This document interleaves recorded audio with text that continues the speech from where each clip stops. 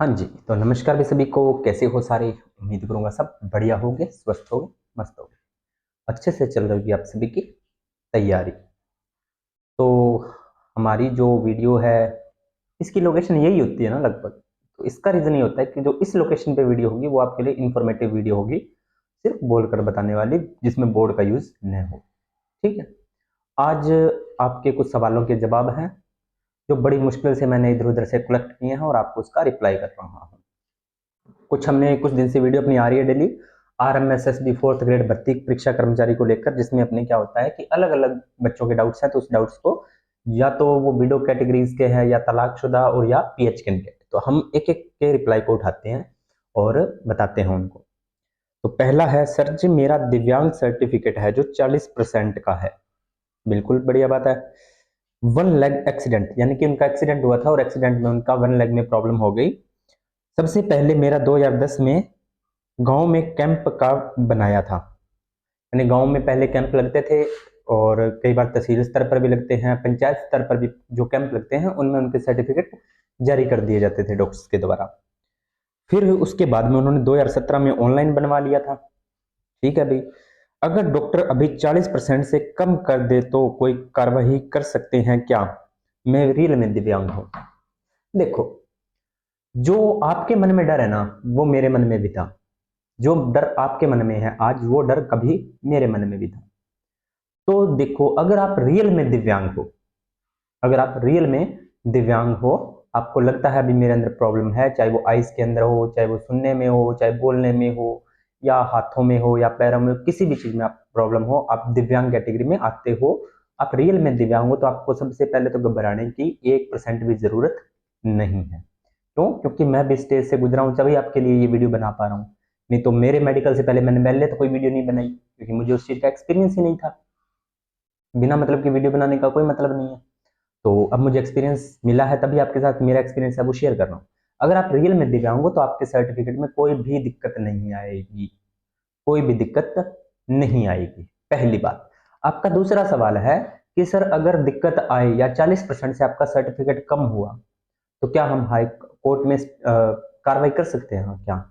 बिल्कुल आप कार्रवाई कर सकते हो। उसमें आपको कोर्टे को, जो कोर्ट होगा वो विभाग को या डिस्ट्रिक्ट लेवल को आपको दोबारा आदेश देगा अपने मेडिकल सर्टिफिकेट की जांच करवाने के लिए, कि इनका दोबारा मेडिकल सर्टिफिकेट की आप जांच करो अच्छे से। क्योंकि अभी जो मेडिकल चल रहे हैं, चाहे वो सिलेक्टेड गवर्नमेंट जॉब में बच्चे हैं उनका, या जो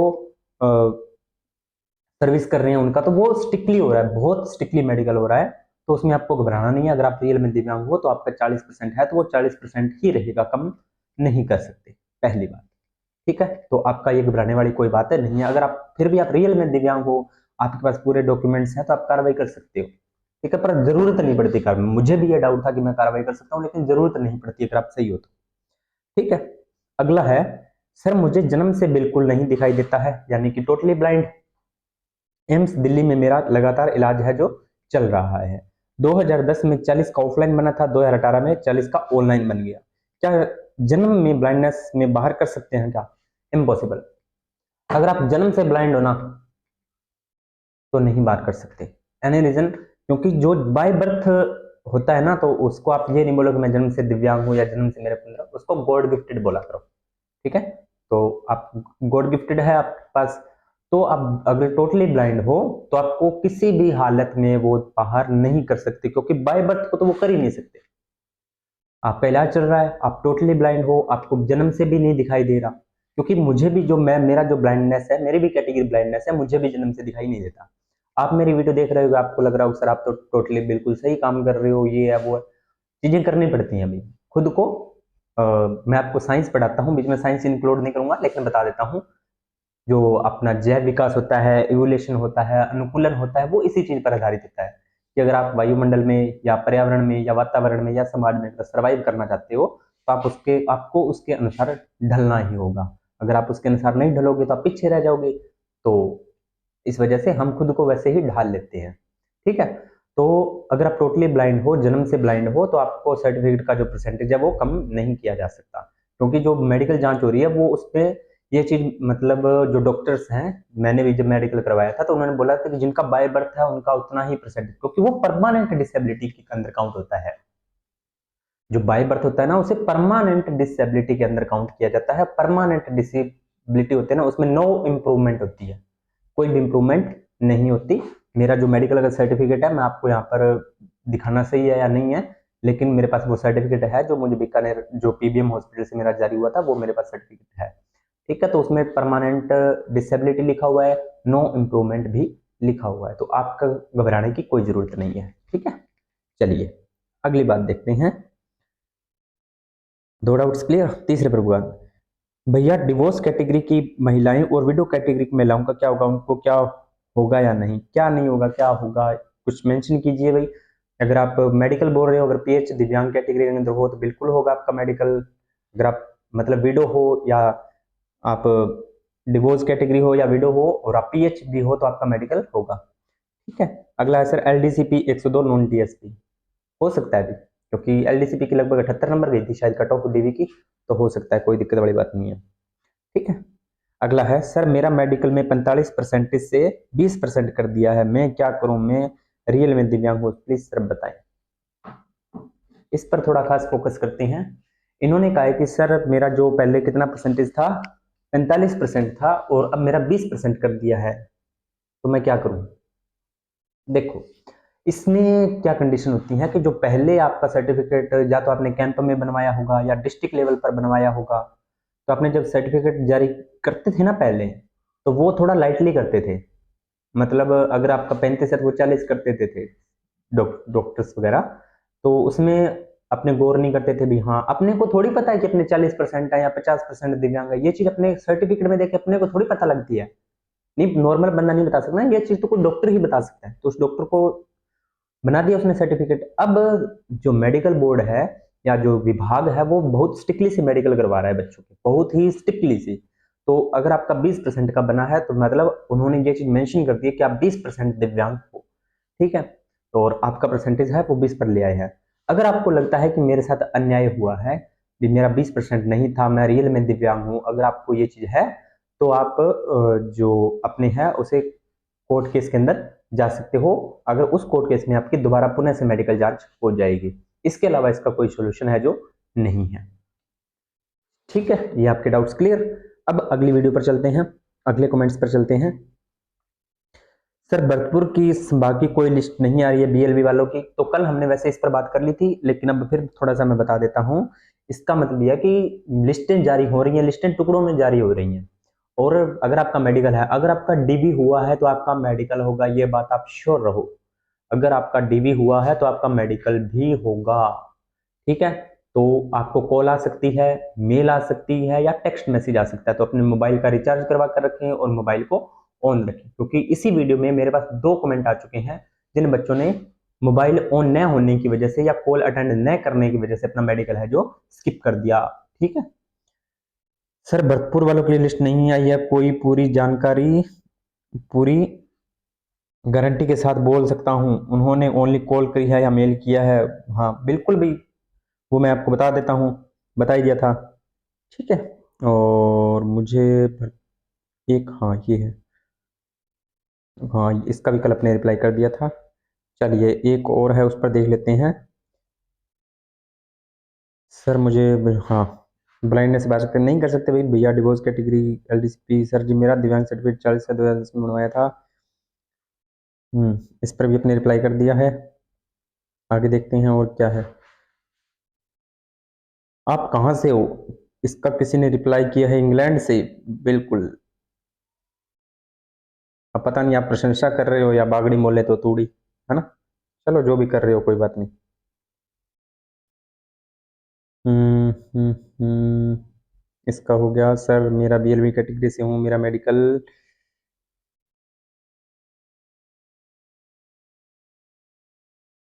जयपुर में 97 रैंक है और मुझे बिल्कुल दिखाई नहीं देता है। ठीक है भी,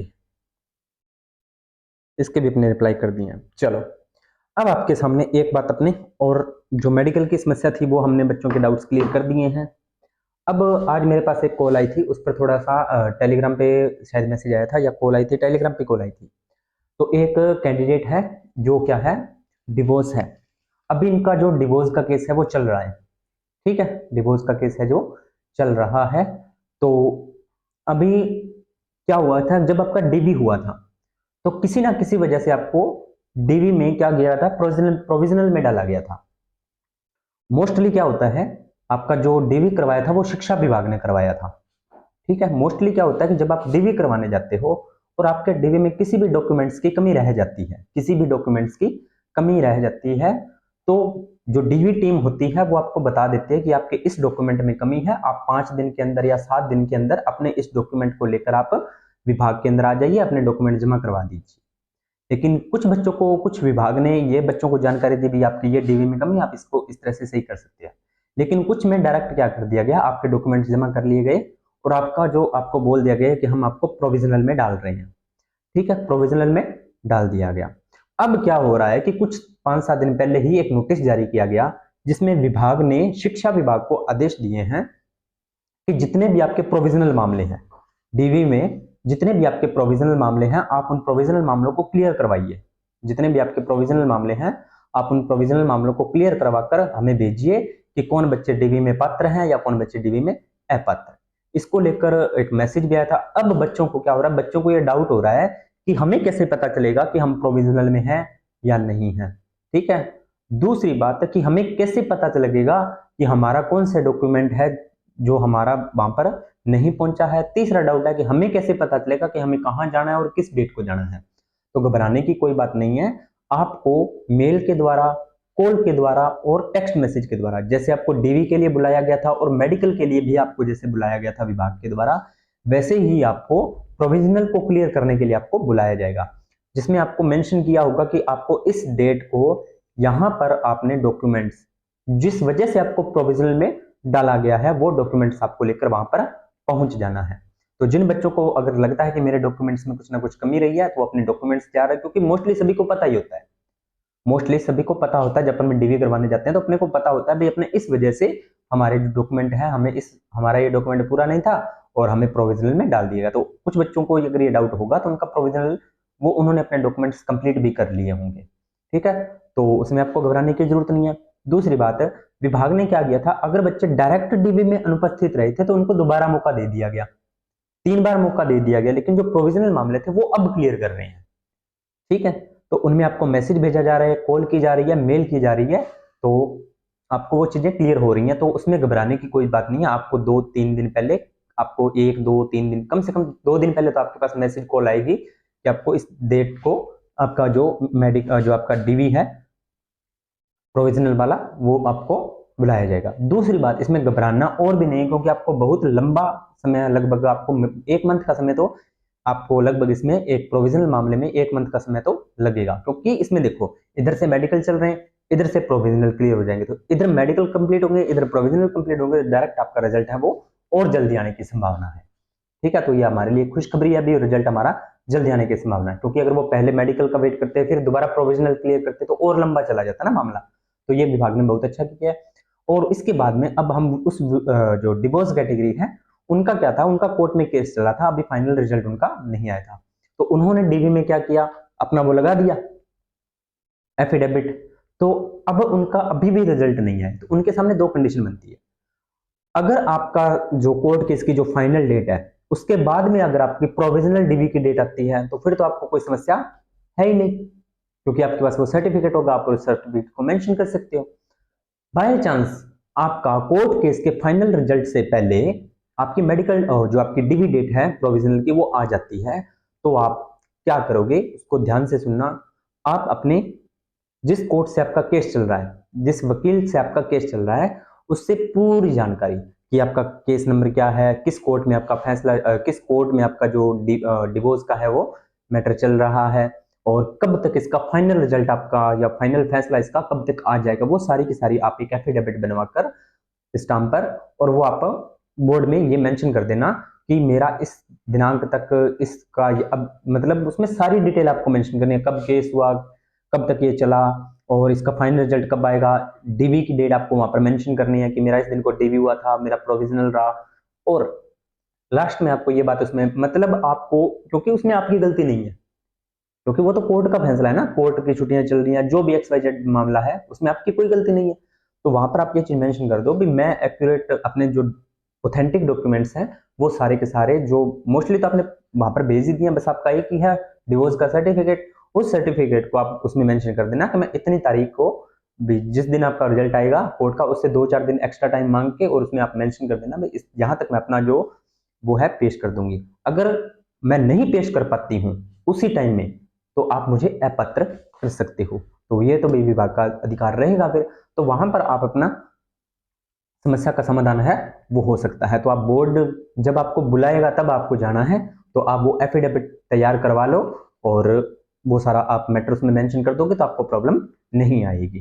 ठीक है, इसके अलावा भी अगर आपको कुछ एक्स्ट्रा में लगता है तो आप वो भी कर सकते हो।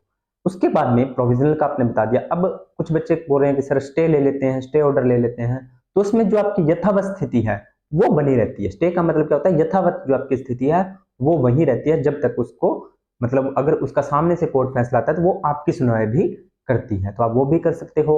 लेकिन क्लियर कट बात है, आप ज्यादा उलझन में उलझोगे तो वो ज्यादा प्रॉब्लम हो जाएगी, ज्यादा उलझन में उलझोगे तो ज्यादा प्रॉब्लम हो जाएगी।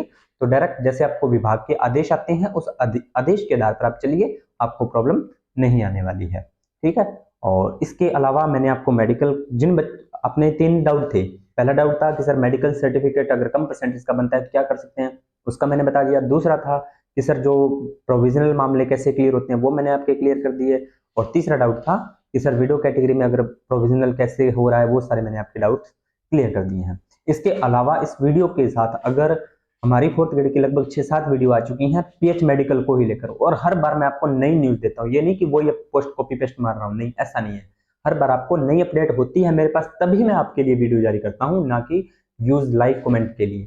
ठीक है, क्योंकि सीधी सी बात है, जो इन कैटेगरीज हैं जैसे विडो है या डिवोर्स है या जो पीएच कैंडिडेट हैं, इनको जिन परेशानियों का सामना करना पड़ता है वो फीलिंग्स मैं समझ सकता हूँ, क्योंकि मैं खुद एक पीएच कैंडिडेट हूँ, तो मैं आपकी भावनाओं की कदर करता हूँ। ठीक है, तो इसीलिए आपके लिए ये वीडियो बनाई जाती है, ताकि आपको जो मुझे परेशानियां हुई या मैं इधर उधर से डाटा कलेक्ट करके आपको सारा मेंशन करता हूँ कि आपको ज़्यादा परेशानी न हो। ठीक है, तो उम्मीद करता हूँ आपको ये हमारी जानकारी अच्छी लगी होगी, और अगर जानकारी अच्छी लगी हो तो वीडियो को लाइक शेयर और कमेंट और चैनल को सब्सक्राइब करें। जो भी और बच्चे हैं जिनको लगता है कि हमें जानकारी नहीं है तो उनके साथ शेयर करें ये जानकारियां, ताकि उनको भी ये चीज़ों का पता लग सके। और इसी के साथ साथ हमारा जो चैनल है उस पर नई नई आपको अपडेट मिलती रहती है, तो वीडियो को लाइक शेयर कमेंट जरूर करें। और फिर भी अगर आपको कोई डाउट हो तो इसी वीडियो के कमेंट सेक्शन में या और वीडियो के कमेंट सेक्शन में आप कमेंट छोड़ सकते हो, मैं इसका आपको रिप्लाई अगली वीडियो में जरूर दूंगा। मिलते हैं नेक्स्ट वीडियो और नए टॉपिक के साथ, तब तक आप सभी का धन्यवाद।